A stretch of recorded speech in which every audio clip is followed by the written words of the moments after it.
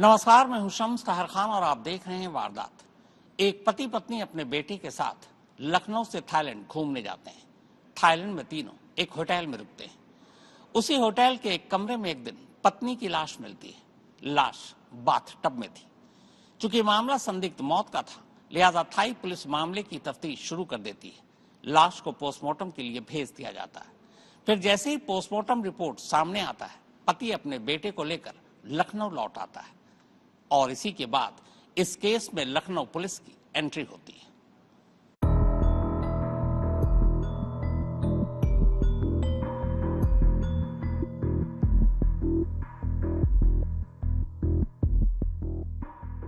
जब तक वो हिंदुस्तान में थी, उसके तमाम सोशल मीडिया हैंडल्स और प्रोफाइल पर कुछ इसी तरह के खुशगवार रील्स और वीडियोस भरे होते थे। कुछ ऐसे ही अच्छे माहौल में वो अपने पति और 4 साल के बेटे के साथ घूमने के लिए लखनऊ से थाईलैंड गई। लेकिन इससे पहले कि वो ऐसी ही कुछ और अच्छी यादों के साथ हिंदुस्तान वापस आती, वहां से उसकी मौत की खबर आ गई।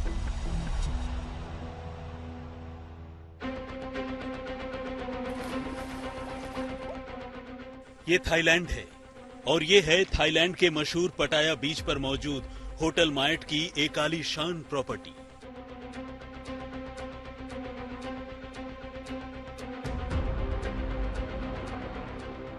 लखनऊ के रहने वाले आशीष और प्रियंका ने अपने मासूम बेटे के साथ 4 जनवरी को थाईलैंड के इसी होटल में चेक इन किया था।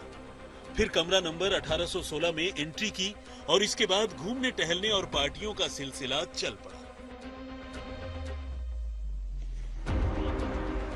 लेकिन 7 जनवरी की रात तब अनहोनी हो गई जब एक पार्टी के बाद प्रियंका अपने कमरे में करीब 2 बजे नहाने के लिए गई और फिर कभी बाथरूम से बाहर नहीं निकली। बाद में पता चला कि प्रियंका की मौत होटल के बाथटब में डूबने से हो गई। अब सवाल यह है कि क्या प्रियंका की मौत महज एक हादसा है या फिर इसके पीछे कोई साजिश है। फिलहाल थाईलैंड के बाद अब लखनऊ की पुलिस इस मामले की जांच कर रही है और इसी कड़ी में जो नई बात पता चली है वो शक पैदा करती है। असल में लखनऊ पुलिस ने प्रियंका के शव को भारत लाए जाने के बाद उसे अपने कब्जे में लेकर उसका पोस्टमार्टम करवाया। चौंकाने वाली बात यह है कि लखनऊ में हुए पोस्टमार्टम में प्रियंका के शरीर पर कोई 1-2 नहीं बल्कि 9 एंटीमॉर्टम चोट के निशान मिले, यानी ऐसी चोट जो उसे जीते जी लगी।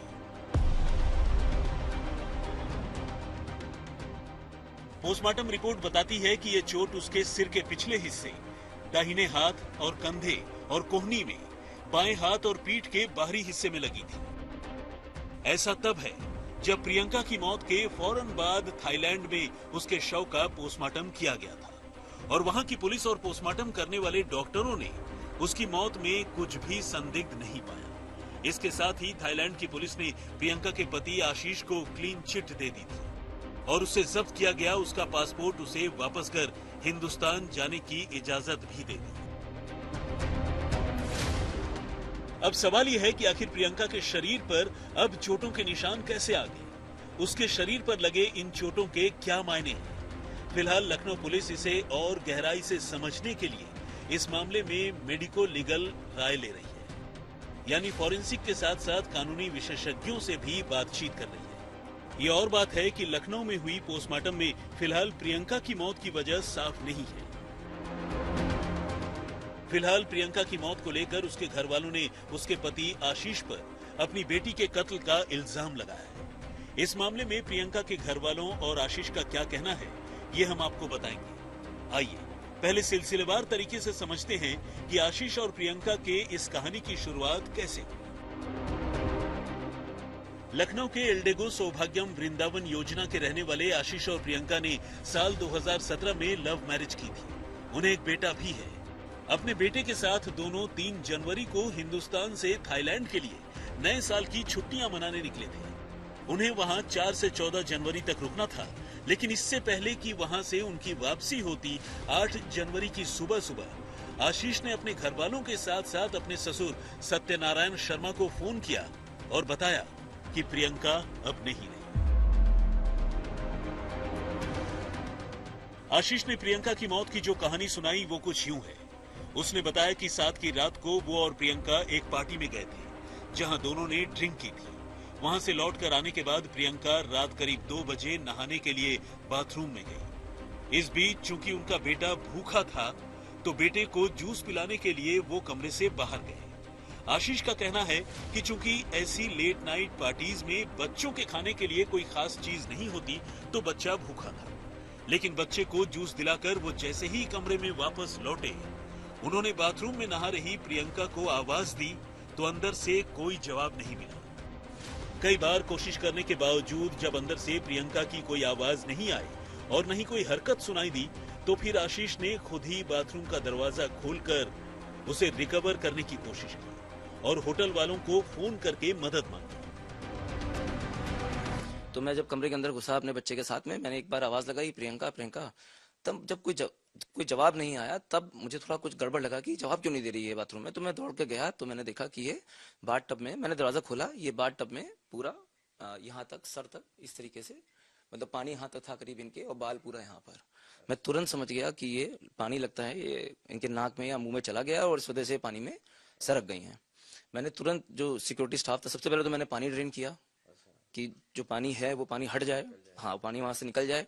अपनी तरफ से मैंने बहुत कस के हिलाया। बीइंग अ डॉक्टर मुझे पता है कि थोड़ा सा किसी को अगर आप स्टिमुलेट करें तो उसमें जान आ सकती है, तो मैंने इनको थोड़ा सा कस के हिलाया, मतलब बाथ टब में ही कस के अच्छे से इनको झझोरा, क्योंकि इतना शरीर भारी होता है कि आप अकेले इतने बड़े बाथ टब से किसी को निकाल नहीं सकते। आशीष की माने तो वहां होटल के बाथरूम में लेच यानी छिटकिनी नहीं होती, बल्कि स्लाइडिंग डोर होता है। और प्रियंका के अंदर से कोई जवाब नहीं देने पर उसने खुद ही स्लाइडिंग डोर खोल दिया था।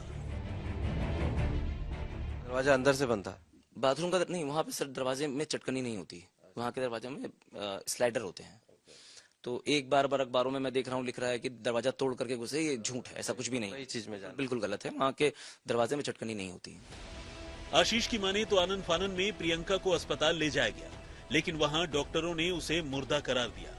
अब चूंकि ये एक अस्वाभाविक मौत का मामला था, मामले की जांच थाईलैंड की पटाया पुलिस ने अपने हाथों में ले ली और प्रियंका के शव को कब्जे में लेकर पोस्टमार्टम के लिए भिजवा दिया। पोस्टमार्टम रिपोर्ट की माने तो प्रियंका की मौत सांस रुकने और ब्लड सर्कुलेशन बंद होने की वजह से हुई। ये प्रियंका की वही पोस्टमार्टम रिपोर्ट है जिसमें उसकी मौत की वजह लिखी है।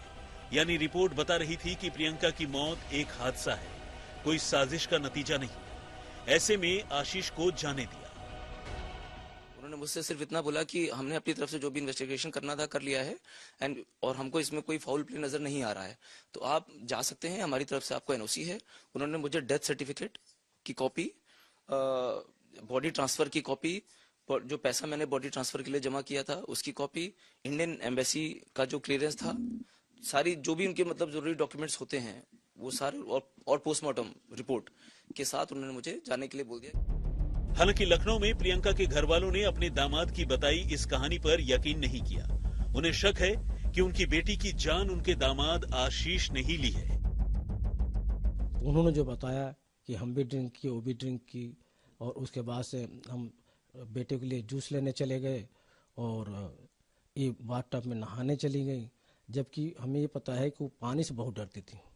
अच्छा, पानी से डरती थी? बहुत डरती, कहीं भी वाटर पार्क तो कभी जाती ही नहीं थी वो, है ना। पानी से बहुत डरती थी और 2 बजे रात में नहाने का कोई मतलब नहीं समझ में आया हमको। इसीलिए हमें डाउट हुआ कि इस तरह कोई न कोई उस तरह से संगीन अपराध उसके साथ हुआ है। अब इस मामले को लेकर दोनों पक्षों में आरोप प्रत्यारोप का सिलसिला चल रहा है। प्रियंका के पिता का कहना है कि उनकी बेटी को पानी से डर लगता था और वो कभी वाटर पार्क तक नहीं गई, लेकिन उसके पति आशीष का कहना है कि वो न सिर्फ उसके साथ वाटर पार्क गई, बल्कि हर ट्रिप में उसने वाटर एडवेंचर एक्टिविटीज में भी हिस्सा लिया।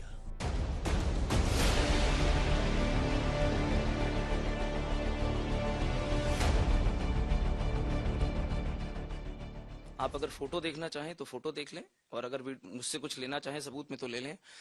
2019 में हम थाईलैंड गए थे, वहाँ मेरे पास सारी फोटोज हैं, वीडियोज हैं। वहां पर मेरी पत्नी ने सारे वाटर स्पोर्ट्स किए थे, banana ride, jet skiing, parasailing, जो सबसे खराब माना जाता है, जिसमें स्पीड बोट के ऊपर पैराशूट बांध करके सेलिंग की जाती है। मेरे पास उसके फोटोज हैं, मैं आपको उसके फोटोज उपलब्ध कराऊंगा। और सुनिए, 2018 में हम लोग ऋषिकेश गए थे, वहां 10 किलोमीटर की गंगा नदी में रिवर राफ्टिंग मेरी पत्नी ने करी थी। उसकी भी फोटोज मेरे पास में मौजूद है। प्रियंका के घर वालों की माने तो उन्हें अपने दामाद आशीष पर इसलिए भी शक है कि उसका व्यवहार प्रियंका के प्रति काफी खराब था। खासकर जैसे ही प्रियंका ने अपने बेटे को जन्म दिया, आशीष ने प्रियंका से बदसलूकी शुरू कर दी। एक बार आशीष ने प्रियंका के साथ इतनी मारपीट की कि उसका हाथ टूट गया, कान के पर्दे फट गए। हालांकि आशीष ने इन आरोपों को झूठा बताया। फिर अक्सर बीच बीच में वो कभी काल ऐसा भी होता था कि मारपीट भी करता था। एक बार उसने मार के हाथ भी तोड़ दिया था। एक बार ऐसा मारा कि उसके कान के पर्दे भी फट गए थे। इस तरह की वाकया होती रही, लेकिन 4-5 महीना में हम लोग से काफी उनका आना जाना रहा। असल में प्रियंका ने अपने घर वालों को बताया था कि आशीष का किसी और लड़की से अफेयर है, जिसका विरोध करने पर आशीष अक्सर हिंसक हो जाया करता था और दोनों के बीच लड़ाइयां होती थी। बीच में तो सब ठीक ठाक रहा। उसके बाद से उसका बेटा पैदा हुआ। बेटा के पैदा होने के बाद से कुछ महीनों बाद से उसके लाइफ में थोड़ा सा तनाव आने लगा, इसलिए कि उसकी पति के संपर्क में कोई एक महिला आई थी, जिसको लेकर के आपस में लड़ाई झगड़ा करते थे।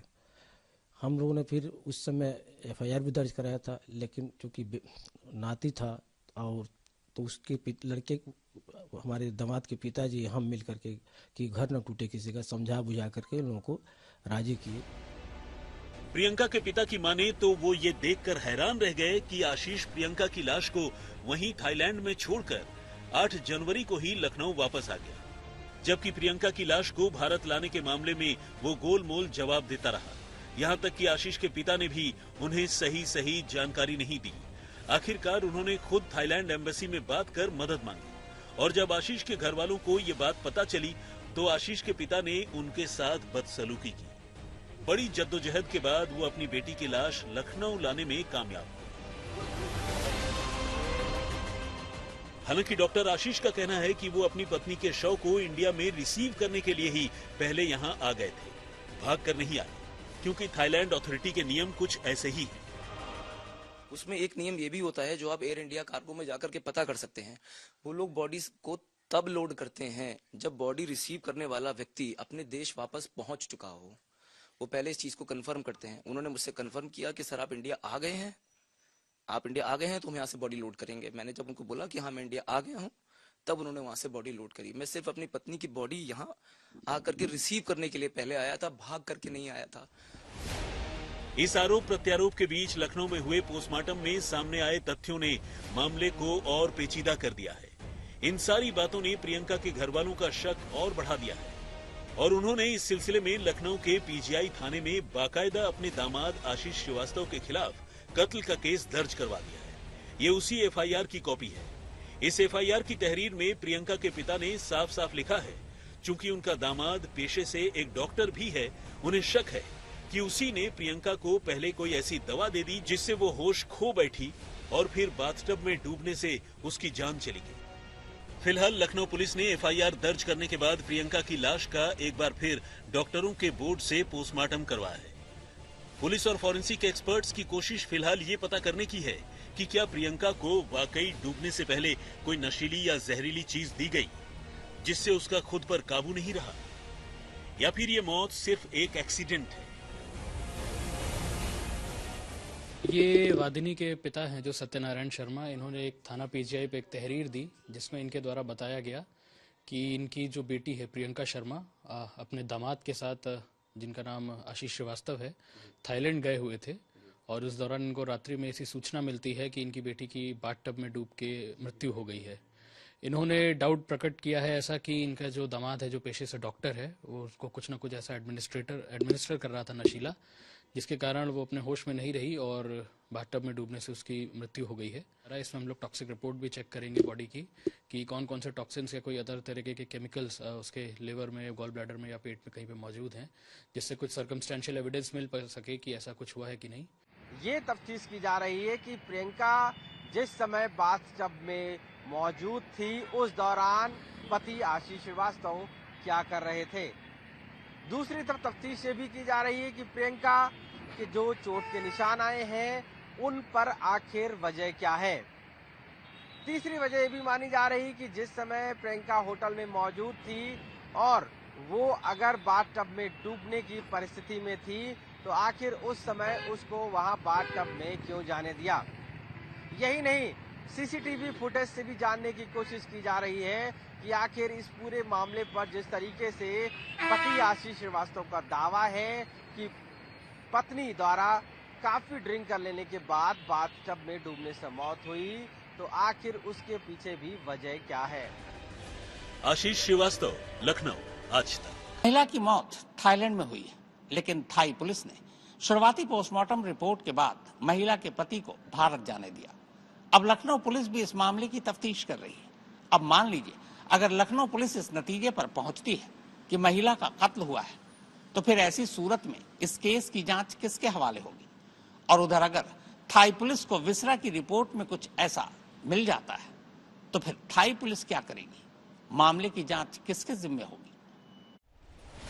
अब चलिए अगर ये मान भी लिया जाए कि आगे की जांच में इस बात के संकेत मिलते हैं कि प्रियंका की मौत के पीछे कोई साजिश है या फिर उसे बाथटब में डुबोकर मारने के लिए वाकई कोई दवाई या नशीली चीज दी गई, तो क्या इस मामले में प्रियंका के पति आशीष पर लखनऊ की पुलिस कोई कार्रवाई कर सकती है? क्योंकि यहाँ अपराध की जगह यानी प्लेस ऑफ ऑकरेंस लखनऊ तो छोड़िए, भारत से बाहर थाईलैंड में। तो इसका जवाब है बेशक अपराध थाईलैंड में हुआ हो, अगर कोई मुलजिम भारत में है तो उस पर भारत में भी कानूनी कार्रवाई मुमकिन है। जैसा कि यहाँ पर एफआईआर दर्ज की गई है, क्योंकि हमारा जो देश का जो कानून है, जो भारतीय न्याय संहिता अब है, उसकी सेक्शन 1 का सब क्लॉज 5 ये प्रदान करता है कि कोई भी इस देश का नागरिक अगर दूसरे देश में जाकर के अपराध करता है तो उसके खिलाफ इस देश में जहां पर वो पाया जाता है उसके विरुद्ध वहां मुकदमा दर्ज करके चलाया जा सकता है। असल में प्रियंका के पति आशीष को थाईलैंड की पुलिस ने शुरुआती जांच के बाद क्लीन चिट दी, क्योंकि शुरुआती पोस्टमार्टम रिपोर्ट में प्रियंका के शरीर पर चोट या ऐसे कोई संदिग्ध निशान नहीं मिले, जबकि मौत की वजह सांस और ब्लड सर्कुलेशन बंद होना बताई गई है। लेकिन थाईलैंड में प्रियंका का विसरा भी प्रिजर्व किया गया है। ऐसे में अगर कल को आगे की जांच में कोई साजिश की बात पता चलती है, तो थाईलैंड की पुलिस भारत से कानूनी कार्रवाई के लिए आशीष को उसके हवाले करने की मांग कर सकती है।